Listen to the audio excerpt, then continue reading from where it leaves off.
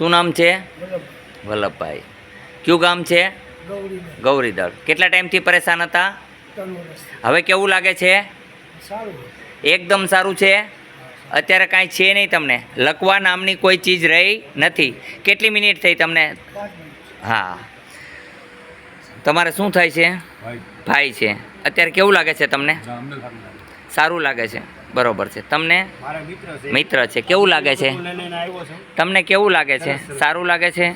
અત્યારે હાલી શકે છે, દોડી શકશે, કામ કરી શકશે, ગાડી હકવી તો હકવી શકશે એવી હાલત કરી દીધી. હનુમાનજીની કૃપા થઈ ગઈ છે. પણ દૂધ ખાવા નહીં દેવાનું, લસણનું શાક, બાજરાનો રોટલો, જુવારનો રોટલો એવું દેવું, ચોખા ખાવા ન દેવા, નિયમનું પાલન કરવું. બરાબર છે? હા ને?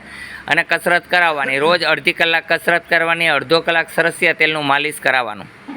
અહીંથી એક તેલ આપશું અમે, એનું માલિશ ધીમા રાતે એક જ વાર કરવું. બરાબર છે? અત્યારે હમણાં આપણે એને લેપ લગાડી દેશું. બરાબર? અત્યારે આપણે કોઈ પણ લેપ લગાડ્યા વગરના ભાઈ હાલી ચાલી શકે છે. હાલો જોઈ ભરાક, હાલો ભગવાન. જોઈ શકો છો આમાં લકવા જેવી કોઈ અસર રહી નથી.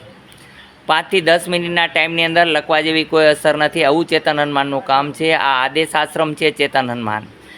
અહીંયા આવવા માટે થઈને આટકોટ આવો, આટકોટથી ગયણી, ગયણીથી થોરખાન રોડ ઉપર આદેશ આશ્રમ આવેલો છે.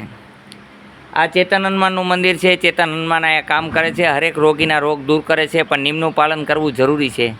ફોન વારવાર કોઈએ કરવો નહીં, કારણ કે ફોન હું કોઈના ઉપાડતો નથી.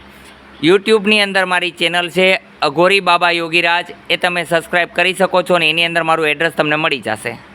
બોલો જય હિન્દ, જય ભારત, બોલો જય હનુમાન. આનંદ આવ્યો ને?